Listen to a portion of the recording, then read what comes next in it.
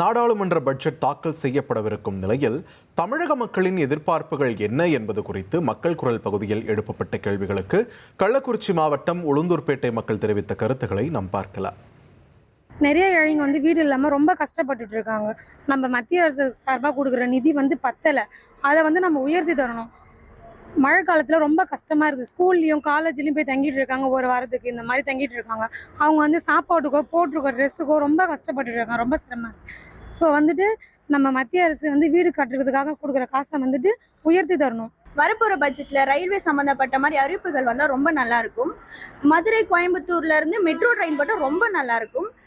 விழுப்புரம் கள்ளக்குறிச்சி மாவட்டத்துக்கு local train விட்டால் ரொம்ப முதல்ல உளுந்தூர்பேட்டையிலேருந்து கள்ளக்குறிச்சிக்கு ஒரு ரயில்வே ட்ராக் போட்டால் ரொம்ப நல்லாயிருக்கும். இப்போ அறிவிக்கக்கூடிய மத்திய பட்ஜெட்டில் தொழிற்சாலை அமைச்சு தரணும். ஏன்னா தமிழ்நாட்டில் ஒவ்வொரு மாவட்டத்துக்கும் அதுக்கு சிறப்பு இருக்குது. அதுக்கேற்றா போல் நீங்கள் தொழிற்சாலை அமைச்சு கொடுத்தீங்கன்னா வேலை வாய்ப்பு இல்லாத இளைஞர்களுக்கு பயனுள்ளதாக இருக்கும். மேலும் மாநில வளர்ச்சி ஏற்படும். அதனால் மாநில வளர்ச்சி நீங்கள் மனசில் வச்சுக்கிட்டு இப்போ அறிவிக்கக்கூடிய பட்ஜெட்டில் தொழிற்சாலை அமைச்சு தரணும். நிறைய பேர் எம்ப்ளாய்மெண்ட் பதிவு பண்ணிட்டு வீட்டில் சும்மா இருக்கிறாங்க. இதுக்காக மேரேஜ் ஃபங்க்ஷன் எல்லாமே தள்ளி போகுது. அவங்களுக்குன்னு பொண்ணு கொடுக்க கூட தயாராகவே இல்லை. ஏன்னா அவங்களுக்குன்னு ஒரு வேலை வாய்ப்பு இல்லை. கவர்மெண்ட் ஜாப்னு எதிர்பார்க்குறாங்க. என்னைக்காவது கவர்மெண்ட் ஜாப்னு இதுவரைலாம் அறிவிச்சதா கூட சரித்திரமே இல்லை.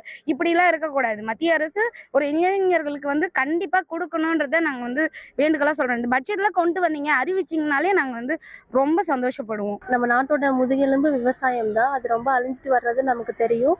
அவங்கள ஊக்குவிக்கிற மாதிரி வகையில் நம்மளோட மத்திய பட்ஜெட் இருந்துச்சுன்னா நல்லாயிருக்கும். ஆல்ரெடி நம்ம பிரதம மந்திரி அவர்கள் கிசான் திட்டத்தை அறிமுகப்படுத்தியிருக்காரு. ஸோ அதை எல்லாருக்கும் கிடைக்கிற மாதிரி இம்ப்ரூவ்மெண்ட் பண்ணால் நல்லாயிருக்கும். மாநில நிதி கல்வி நிதிக்காக கொஞ்சம் அதிகப்படியா உயர்த்தி கொடுத்தாங்கன்னா இலவசமா படிக்கக்கூடிய அனைத்து மாணவர்களுக்கும் பெரும் உதவியா இருக்கும்.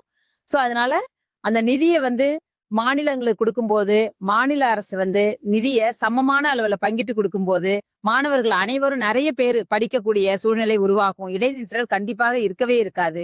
பெண் கல்வியோட உயர்வும் அதிகமா இருக்கும். மக்கள் குரல் பகுதியில் உளுந்தூர்பேட்டை மக்கள் தெரிவித்த கருத்துக்களை நாம் பார்த்தோம். இனி செல்லும் இடமெல்லாம் செய்தி. தந்தி டிவியின் வாட்ஸ்அப் சேனலை ஃபாலோ பண்ணினா செல்ல இருக்கும் இடமெல்லாம் செய்தி.